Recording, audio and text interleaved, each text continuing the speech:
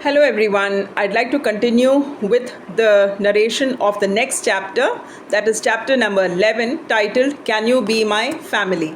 From my manuscript, The Real Beauty and the Beast Life is Not a Fairy Tale. It's a new day filled with hope, freshness, and excitement as Soumya and I prepare for our next blog and video entry for the competition. We assume Maya is still getting ready for the shoot.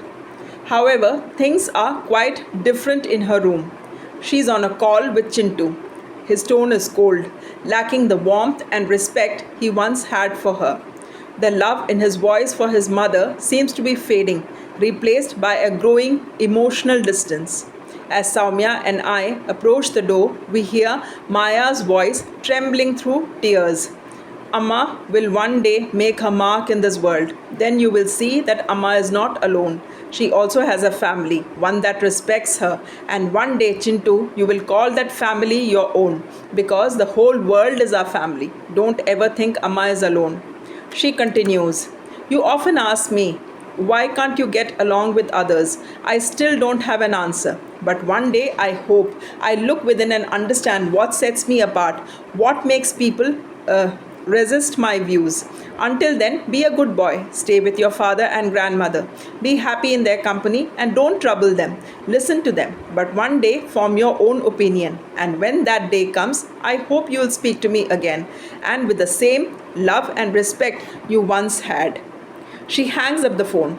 We are frozen, unsure whether to step back or knock. Before we decide, Maya opens the door. She is wearing a smile, artificial and fragile, as if begging us to notice the pain behind it.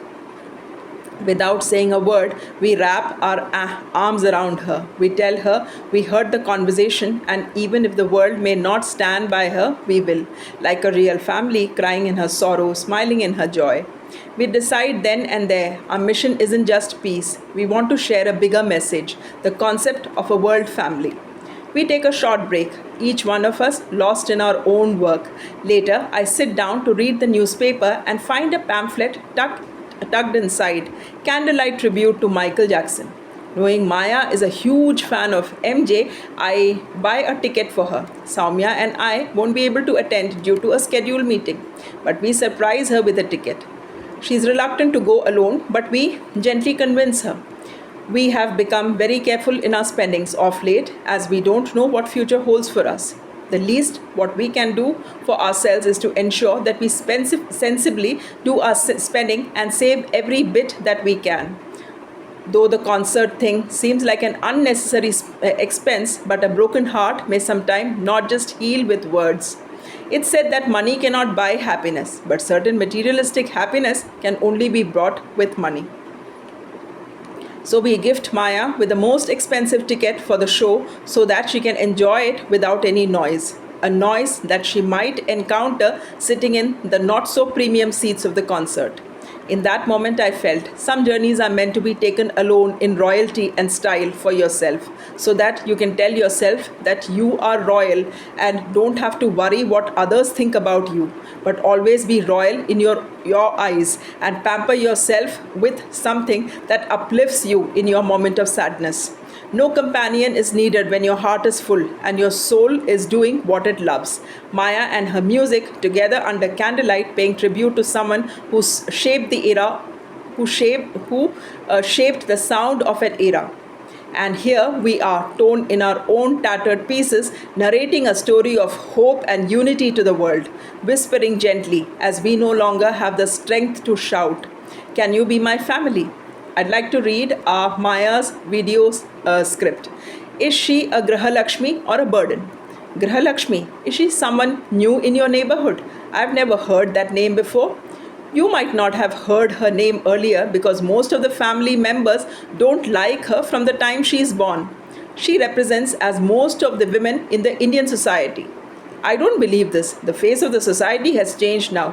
Which century are you living in? If you are unable to believe my words, just spot the difference on the family member's face at the birth of a boy and a girl. If you are ever in a hospital and near a maternity ward, very rarely parents and other family members are happy at the birth of a girl child. Even if they smile, there is no actual happiness because rather than her education, most of the parents plan for her wedding from the time of her birth and the amount of money required to get the daughter married. Very rarely, an Indian wedding is done lesser than the capacity of her parents, especially of her daughter.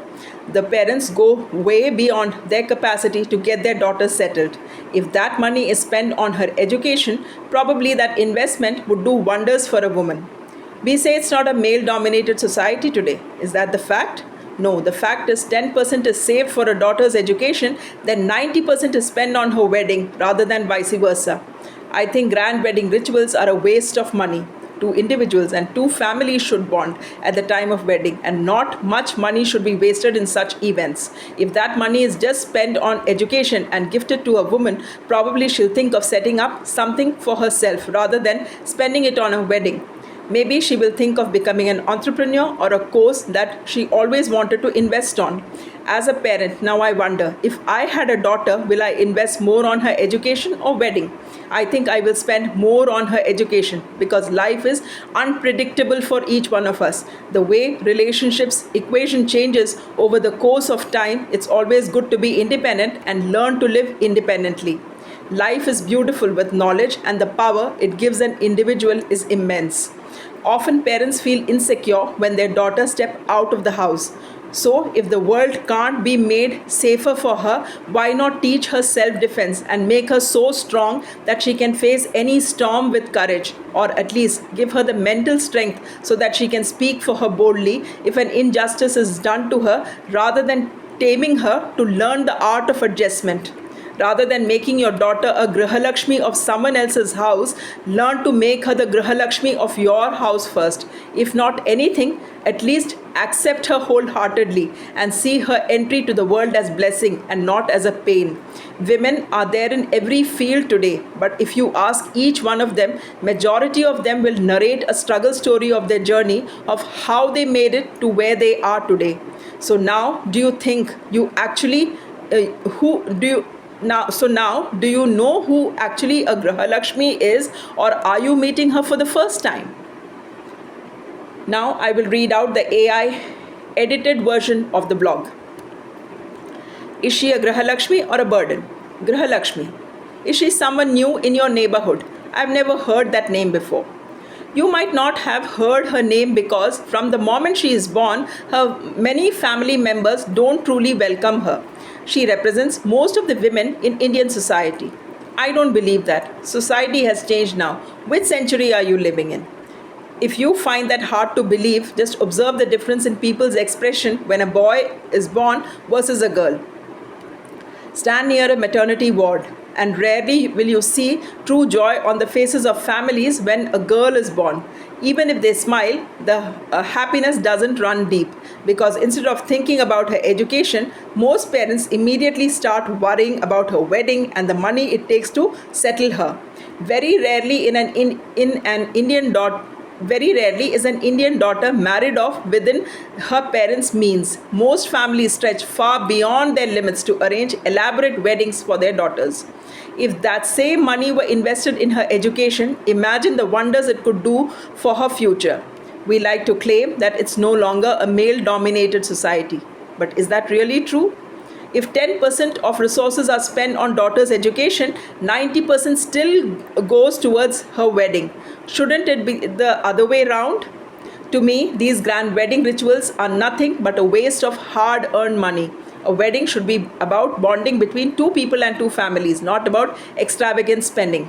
What if that money were given to a girl to invest in her own dreams? She might think about becoming an entrepreneur or finally pursuing that course she's always been passionate about. As a parent, I sometimes wonder, if I had a daughter, would I spend more on her education or her wedding? Without a doubt, I would choose education because life is unpredictable, relationships change, people change, and in the long run, independence is the greatest strength anyone can have. Knowledge makes life beautiful. The power it gives an individual, especially a woman, is immense. Parents often feel insecure when their daughters step out of the house, but if we cannot make the world safer for them, why not prepare them to face it with strength? Teach them self-defense, encourage them to speak up, help them build the mental resilience to face injustice rather than taming them into quiet acceptance and compromise. Rather than preparing your daughter to be Grahalakshmi of someone else's house, try to make her the Grahalakshmi of your own home first. And if nothing else, at the very least, accept her wholeheartedly. See her birth as a blessing and not a burden. Women are now present in every field. They shine across professions. But ask any one of them, and most will tell you a story of struggle, a story of how hard they fought just to be where they are today. So now tell me, do you finally know who a Grahalakshmi is, or are you meeting her for the first time? After finishing the blog and video script, we turned to our office work. At the end of the day, we decided to have dinner on the open terrace, enjoying the starry night sky, something the three of us love doing together. As we settled into our meal, Maya stared at the terrace of her own house, the place once filled with laughter and warmth. Her eyes drifted to her phone, where Chintu's photo lit up the screen. I feel like talking to Sandeep and Chintu, she said quietly. We didn't stop her. She wanted us around just in case she broke down. She put the phone on speaker and dialed Sandeep.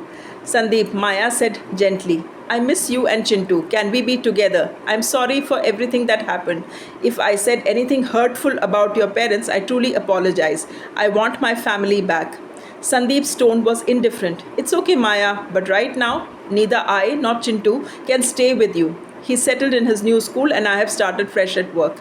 I think this distance is good for both of us. Let's see if we really need each other. Maya's voice trembled. I always wanted us to be together. It's the past I can't seem to let go of, the hurt, the memories, but I believe we can rebuild with love and honesty. There was a pause. Sandeep sighed. I can't keep repeating myself, Maya. My phone is running low. I need to charge it. He didn't disconnect the call. Before Maya could hang up, we heard him speaking to his mother. Amma, Maya called up. She wants to reconcile. His mother's voice was sharp. Why? She's manipulating you. Maybe she found out the court cases are done and now wants a share of your property. These middle class girls are all the same. After your money, stay away from her. Sandeep said, I always felt she wasn't the right one, but you pushed me. His mother replied, Of course I did. We had our reasons. We just didn't expect her to be so stubborn. Let her file for divorce. That way we stay clean. Maya couldn't bear to hear more. She ended the call and broke down in tears. We held her in silence. The hope that Sandeep and Chintu might return had just been crushed. While Maya had been dreaming of healing, they were planning separation. She was clinging to love, they were preparing for escape. There was no words to console her, only shared pain and quiet solidarity. We sat in silence, staring at the stars, each one of us lost in our own thoughts. Soumya and Maya facing personal battles for identity, I caught in the chaos of my professional journey. Uncertain of what tomorrow would bring, we wrapped up a night that left us hurt, but still holding on. That's all for the day. Thanks for watching and thanks for your time.